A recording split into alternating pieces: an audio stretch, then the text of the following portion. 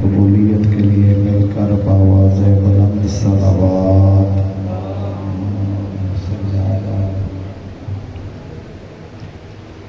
تمام حاجات کی برابری میں مومنین و مومنات کی حاجات کی قبولیت، مریض مومنین کی شفا یابی، بے اولاد مومنین کی گود کی آبادی کے لیے بلند تر صلوات اللہم صلی علی محمد۔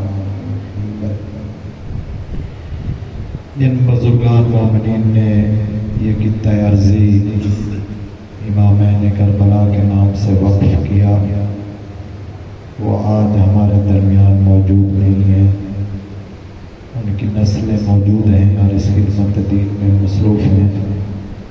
جو چلے گئے ان کی مغفرت کے لیے اور جو موجود ہیں ان کی توفیقات خیر میں اضافہ کے لیے مل کر بآواز بلند صلوات صلی علی محمد وآل محمد۔ استاد محترم تشریف لائے ہیں، ان کے استقبال کے لیے بآواز بلند صلوات۔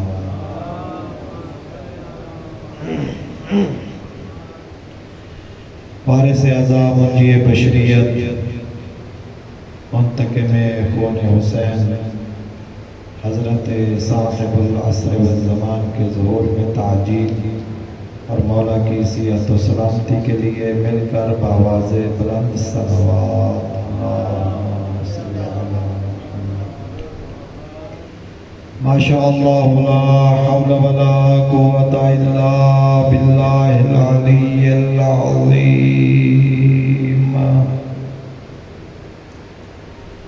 رب اشرح لی صدری ویسر لی امری واحلل عقدۃ من لسانی یفقہوا قولی۔ اعوذ باللہ من الشیطان اللعین الرجیم، بسم اللہ الرحمن الرحیم۔ الحمد للہ رب العالمین،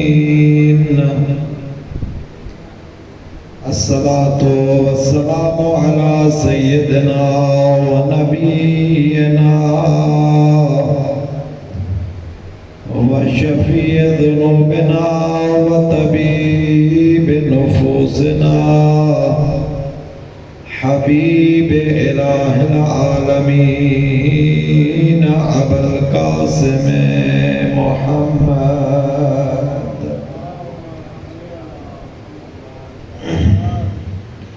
الصلاۃ والسلام علی اہل بیت الطیبین الطاہرین المعصومین الحر المیامین المنتجبین المکرمین الذین اذهب اللہ عنہم الرجس وطہرہم تطہیرا۔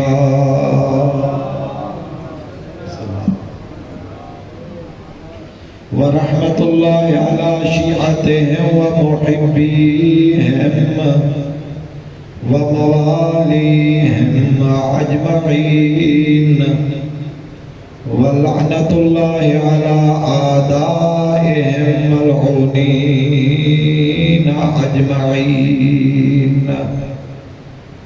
اما بعد فقد قال رسول اللہ صلی اللہ علیہ وآلہ وسلم اِنَّا لِقَتْلِ الْحُسَيْنِ حَرَارَةً فِي قُلُوبِ الْمُؤْمِنِينَ لَا تَبْرُدُوا أَبَدًا صلوات۔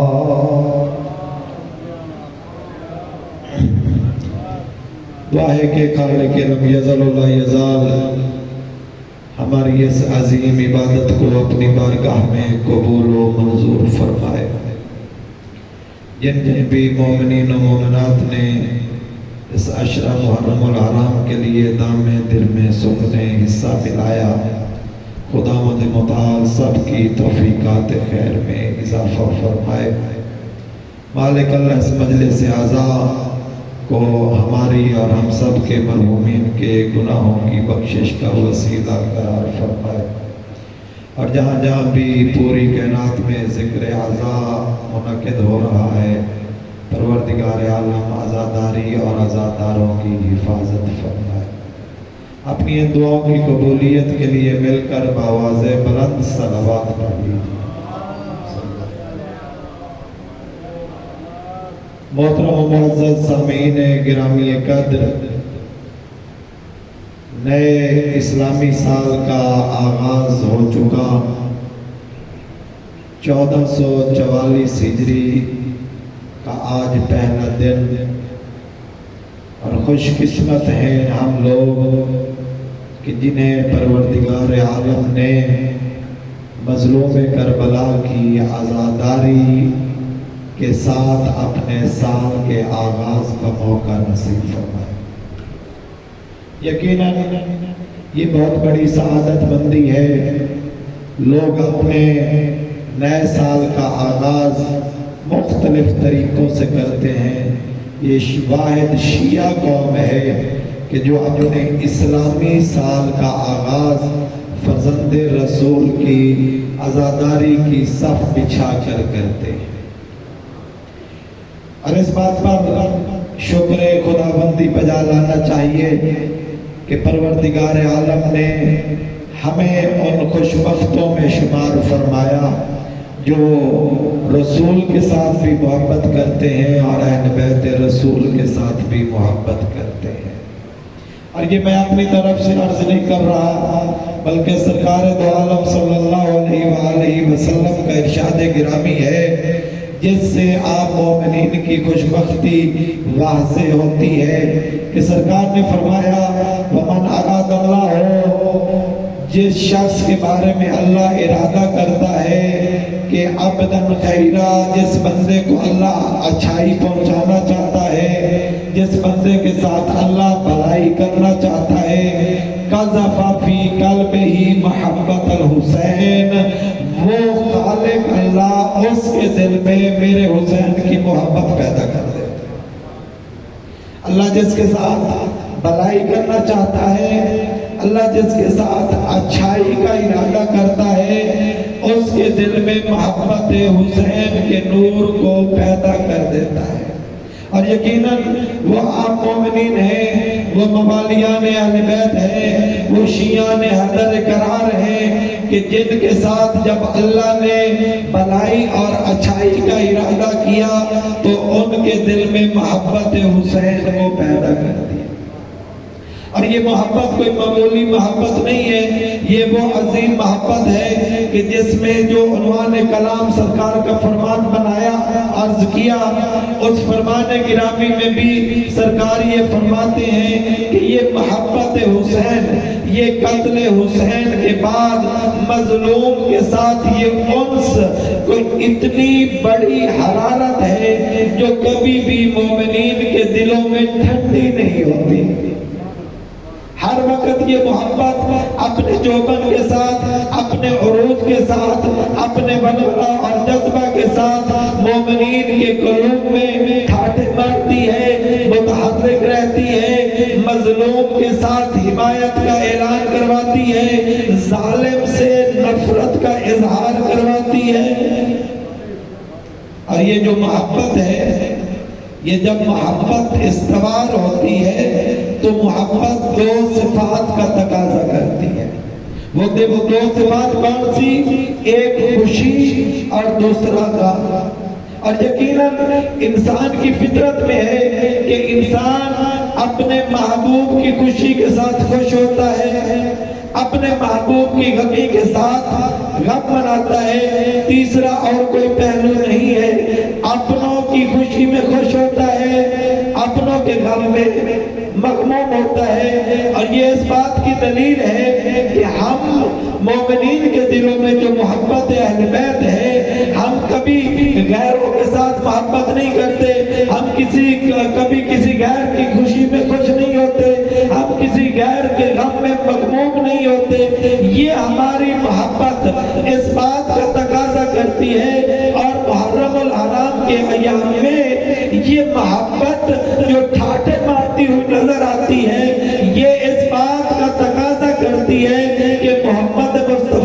اپنے کون ہیں اور پرائے کون ہیں، اور ہم اہل بیت کی یہ صف عزا بچھا کر یہ اظہار کرتے ہیں اور کرتے ہوئے نظر آتے ہیں کہ ہمارا رشتہ اہل بیت کے خاندان کے ساتھ ہے، اور جن لوگوں کو یہ بات اچھی نہیں لگتی وہ اس بات کا اظہار کرتے ہیں کہ ہمارا خاندان اتنا تو طہارت سے کوئی تعلق نہیں ہے۔ محبت کا تقاضا ہے اپنوں کی خوشی میں خوش اور اپنوں کے غم میں مغموم نظر آئے۔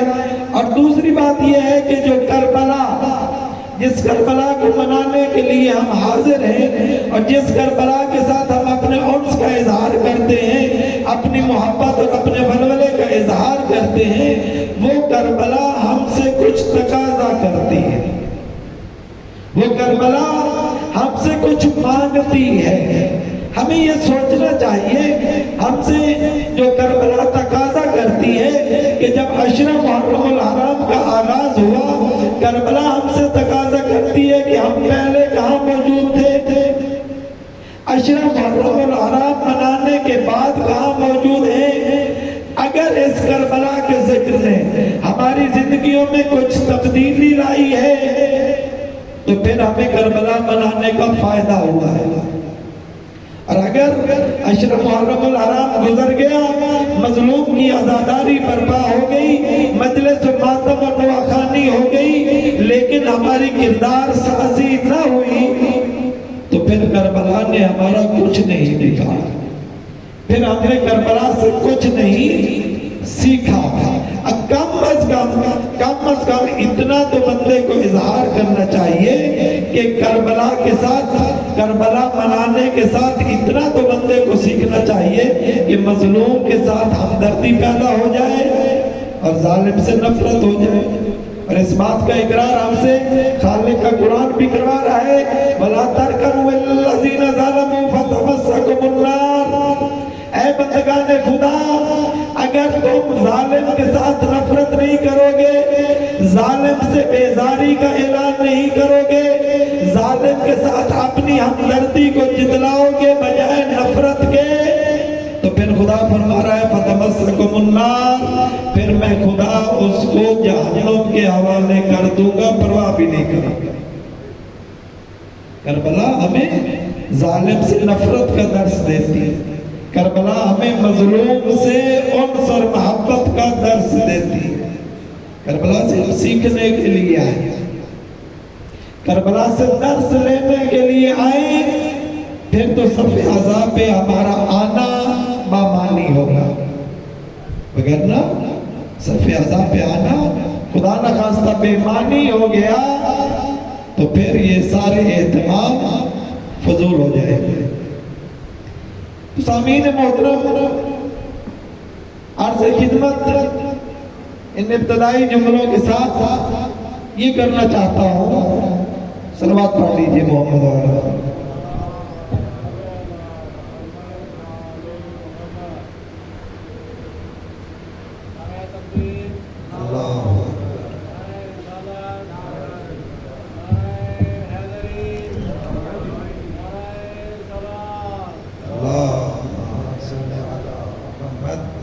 آپ کی توجہ میری طرف رہے تو عرض یہ کر رہا تھا کہ پروردگار عالم نے ہمارے ساتھ محبت حسین ہمارے قلوب میں رقص کر کے بھلائی فرمائی، اور خالق یہ چاہتا ہے اپنے ان بندوں سے کہ تم اس بھلائی کی قدر کرو، اور نہ صرف کہ خالق لم یزل لا یزال یہ چاہتا ہے بلکہ امام جعفر صادق علیہ السلام کا فرمان گرامی پیش نظر ہے کہ امام صادق علیہ السلام فرماتے ہیں کہ میں جعفر صادق اس بات کو پسند کرتا ہوں کہ ہر 15 قدم کے فاصلے پر ہمارے ماننے والے، ہمارے شیعہ، ہمارے محب، ہمارے احکام کی محفل برپا کریں کہ جن میں اہل بیت علیہ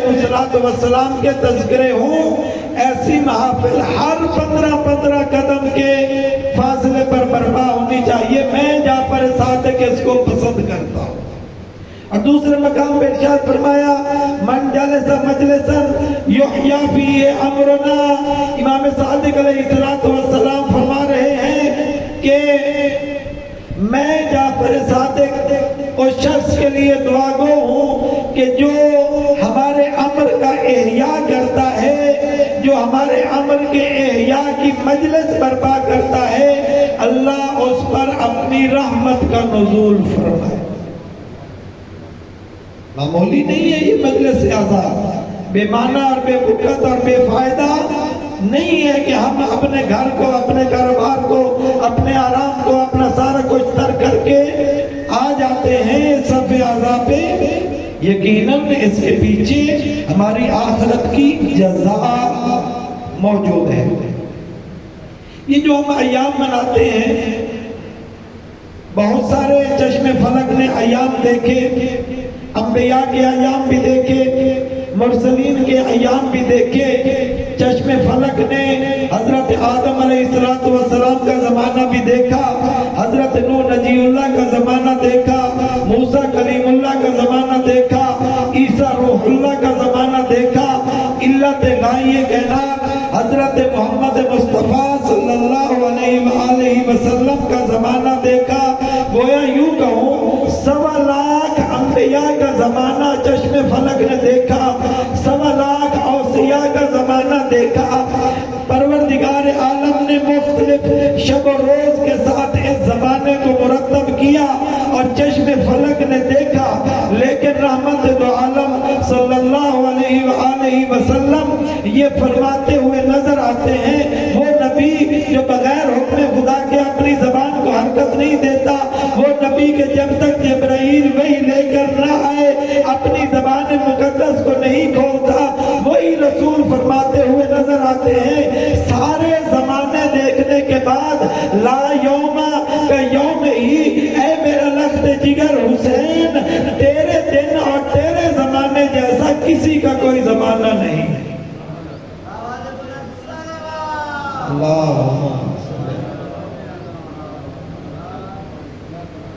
حسین تیرے زمانے جیسا کسی کا کوئی زمانہ نہیں ہے۔ اور ہر امام معصوم نے بھی یہ ارشاد فرمایا لا یومک یا ابا عبداللہ۔ بہت سارے ائمہ علیہ السلام سے یہ حدیث مروی ہے، اور بالخصوص امام صادق علیہ السلام اور امام علی رضا علیہ السلام سے یہ حدیث مبارکہ مروی ہے کہ اے ہمارے جد بزرگوار، اے سید الشہداء، اے امام حسین علیہ السلام، آپ کے دن جیسا کسی کا دن نہیں ہے۔ گویا میں دوسرے لفظوں میں یہ عرض کروں کہ 1.25 لاکھ انبیاء کا زمانہ ایک عاشور کے دن کے سامنے ہلکا نظر آتا ہے۔ عاشور کا دن بھاری ہے، امام مظلوم کا دن 1.25 لاکھ انبیاء کے ایام پہ بھاری نظر آتا ہے۔ اور یہی تو وجہ ہے نا کہ جو ہم شب جمعہ زیارت وارث کی تلاوت کر کے کہتے ہیں السلام علیکہ یا وارث آدم صفت اللہ، السلام علیکہ یا وارث نوح نبی اللہ۔ گویا ہم اقرار کر رہے ہوتے ہیں اے ہمارے آقا، اے ہمارے سید السردار، اے امام مظلوم، آپ آدم صفی اللہ کے وارث ہیں، آپ نوح نجی اللہ کے وارث ہیں، آپ ابراہیم خلیل اللہ کے وارث ہیں، آپ عیسیٰ روح اللہ کے وارث ہیں، آپ محمد حبیب اللہ کے وارث ہیں۔ گویا حسین مولا آپ 1.25 لاکھ انبیاء کی نبوت کے تمام کمالات و اوصاف کے مالک ہیں۔ لا یومک یا ابا عبداللہ، حسین سید الشہداء کے دن جیسا کسی کا دن نہیں ہے۔ اور بڑی عظمت ہے، بڑی فضیلت ہے۔ حضرت آدم علیہ السلام نے جب دعا مانگی تھی ربنا ظلمنا انفسنا وَإِن لَّمْ تَغْفِرْ لَنَا وَتَرْحَمْنَا لَنَكُونَنَّ مِنَ الْخَاسِرِينَ۔ آدم علیہ السلام نے یہ دعا مانگی اپنے ترک اولا کے بعد۔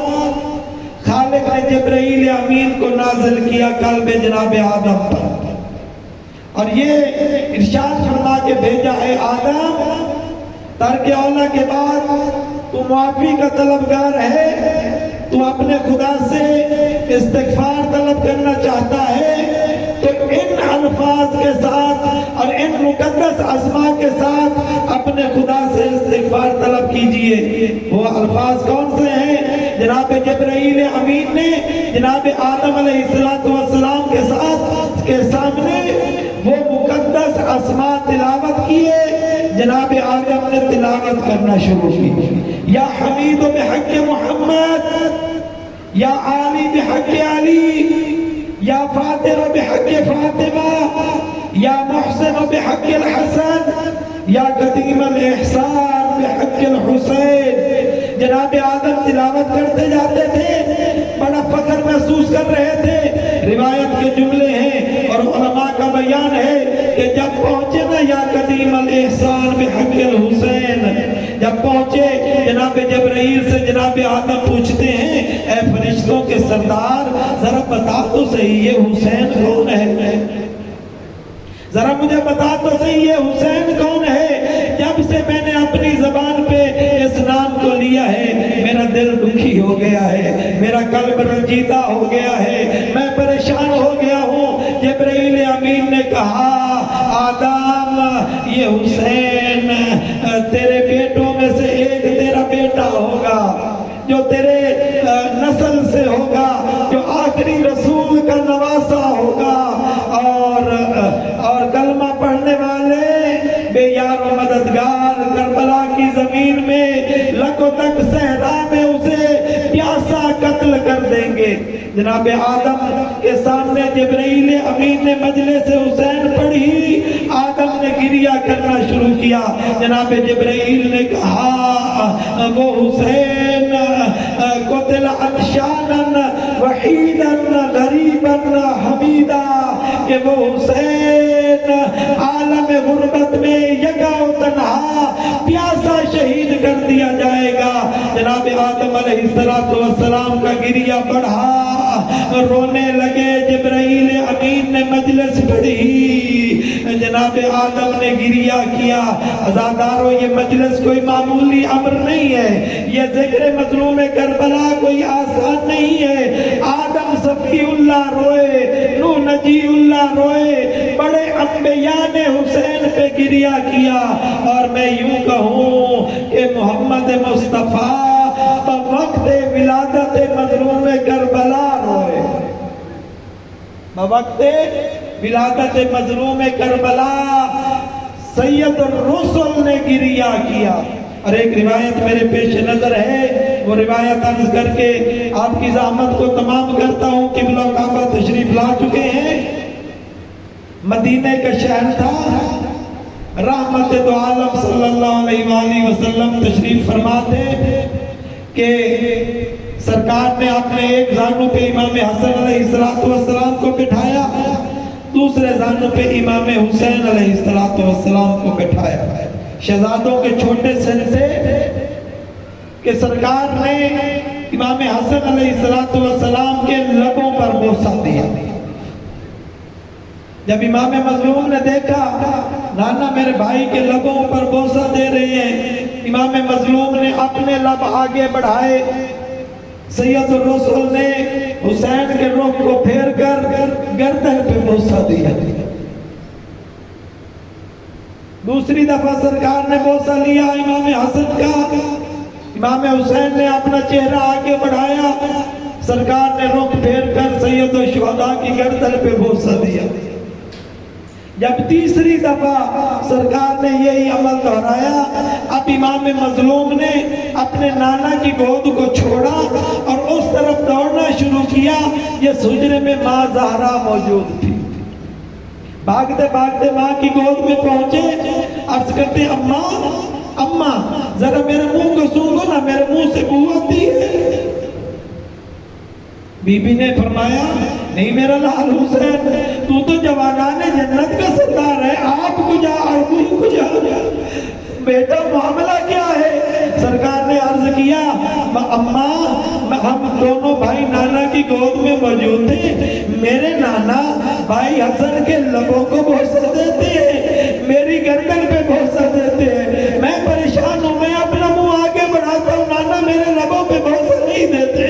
बीबी रोने लगी, हुसैन मौला को उठाया, सीने से लगाया और सर पड़ी जहाँ बाबा मौजूद थे। जाके अर्ज किया, बाबा बाबा मेरा हुसैन रो रहा है, मेरा हुसैन रो रहा है, बाबा आप इसके लबों को बोसा क्यों नहीं देते? सरकार ने फरमाया, ज़हरा पूछना चाहती है मैं हुसैन के लबों को बोसा क्यों नहीं देता? हाँ बाबा बताओ ना। सरकार ने फरमाया, ज़हरा बैठ जाओ, अली को भी बुलाओ। अली मौला तशरीफ ले आए। आप फरमाया, अली ज़हरा को सहारा देना, ज़हरा को दिलासा देना। ये पूछना चाहती है ना मैं हुसैन के लबों को बोसा क्यों नहीं देता? ज़हरा बेटी, अभी अभी जिब्राइल खुदा की तरफ से ये पैगाम लेकर आए हैं, तेरे हसन बेटे को जालिम ज़हर देंगे, ज़हर के असर से इसके जिगर के टुकड़े कट कट के मुंह से बाहर आएंगे। हुसैन को 3 दिन का प्यासा ज़िबा किया जाएगा, बसे गर्दन ज़िबा किया जाएगा। ज़हरा बेटी, मैं इसीलिए हसन के लबों को बोसा दे रहा हूँ, हुसैन की गर्दन पे बोसा दे रहा हूँ। अज़ादारों तुम्हारी अजमत के जुमले हैं। जब सुना ना ज़हरा बीबी ने, बाबा बाबा मेरा हुसैन इस आलम गुर्बत में मारा जाएगा, आप कहाँ होंगे? सरकार फरमाते हैं, मैं दुनिया से जा चुका हूँगा। अच्छा आका, बाबा इनके बाबा अली तो मौजूद होंगे? नहीं, मेरी बेटी अली भी दुनिया से जा चुके होंगे। भाई हसन? नहीं मेरी बेटी। अच्छा बाबा, मैं ज़हरा खुद चली जाऊंगी, मैं अपने बेटे के कातलों से पूछूंगी, बताओ तो सही मेरे बेटे का जुर्म क्या है? सरकार ने फरमाया, ज़हरा तू भी अपनी पसलियां तुड़वा कर खुदा की बारगाह में जा चुकी होगी। उस वक्त ज़हरा का और तो कोई बस न चला, इतना पूछती है, बाबा रसूल मेरा बेटा जो इस गुर्बत में मारा जाएगा, जरा बताओ तो सही मेरे बेटे को रोएगा कौन? मेरे हुसैन का गम कौन मनाएगा? रसूल ने ज़बाने रिसालत से फरमाया, ज़हरा परेशान न हो, ज़हरा दुखी न हो, अल्लाह एक कौम पैदा करेगा जिस कौम के जवान तेरे हुसैन के जवानों को रोएंगे, जो कौम के बच्चे तेरे हुसैन के बच्चों का गम मनाएंगे, जिस कौम की मस्तूरात तेरे हुसैन की मस्तूरात का गम मनाएंगी। जब सुना ना अज़ादारों ये जुमले ज़बाने रिसालत से, इमाम मज़लूम ने अपने बाबा अली की गोद को छोड़ा, नाना के पास आए। नाना नाना, वो जो कौम मेरा गम मनाएगी आप उसे क्या देंगे? नाना आप उसे क्या देंगे? सरकार ने फरमाया, मैं यौमे क़यामत का मालिक हूँगा बेइज़्ने खुदा, मैं तेरे गम गुसारों को जन्नत दूंगा। हुसैन बाबा अली के पास आए, अली बाबा आप मेरे गम गुसारों को क्या दोगे? मौला ने फरमाया, मैं साक़ी कौसर हूँ, जामे कौसर से सैराब करूंगा। हसन भाई आप क्या देंगे? मौला ने फरमाया, मैं जवानाने जन्नत का सरदार हूँ, जन्नत के तोहफे दूंगा। अब हुसैन पढ़े, माँ ज़हरा के पास आए, आके कहते हैं, अम्मा अम्मा तू मेरे गम मनाने वालों को क्या देगी? अब ज़हरा कहे तो क्या कहे, बस यही फरमाती है, रिवायत के जुमले हैं, हुसैन बेटा मैं दुखियारी क्या दे सकती हूँ, बस इतना करूंगी जब आलम माशर बर्पा होगा, जन्नतियों का जन्नत जाने का फैसला होगा, मैं दरवाजे जन्नत में रुक जाऊंगी, खालिक से अर्ज करूंगी, परवरदिगार मैं ज़हरा उस वक्त तक जन्नत न जाऊंगी जब तक मेरे हुसैन का गम करने वाला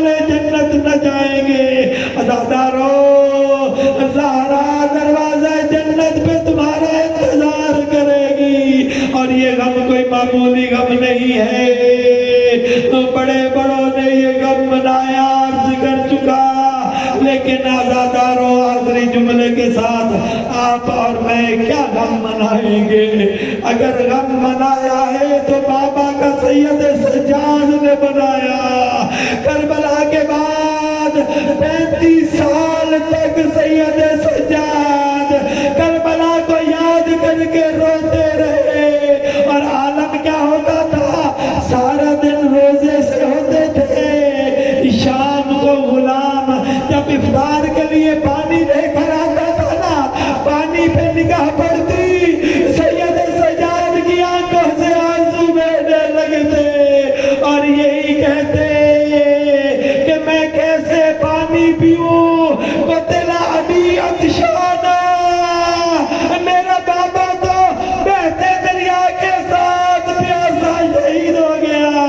اور جب غلام کھاتا لے کر آتے، سید سجاد کی نگاہ پڑتی تو یہی کہتے میں کیسے کھانا کھاؤں، اور میرا بابا تو بھوکا شہید ہو گیا۔ عزاداروں منہال جب آیا نا مدینے میں، اس وقت آ کر سید سجاد کو دیکھا، آقا ہر وقت روتے رہتے تھے، تو منہال نے کہا آقا آپ کب تک روئیں گے، آپ کب تک گریہ منائیں گے؟ شہادت تو آپ کا ورثہ ہے، آپ کب تک روتے رہیں گے؟ بڑے بڑے شہید عبیدہ، حمزہ، علی جیسے آپ کے شہید، شہادت تو آپ کے خاندان کے لیے سعادت ہے۔ اس وقت سید الشہداء سید ساجدین نے کہا منہال آپ نے انصاف نہیں کیا، ٹھیک ہے شہادت ہمارے لیے سعادت ہے، منہال اتنا بتا پھوپھیوں ماں بہنوں کے ساتھ کبھی اس دربار کبھی اس دربار پھرایا جانا بھی ہماری میراث ہے۔ انا للہ و انا الیہ راجعون، ذنب قضائہ و تسلیما لامرہ۔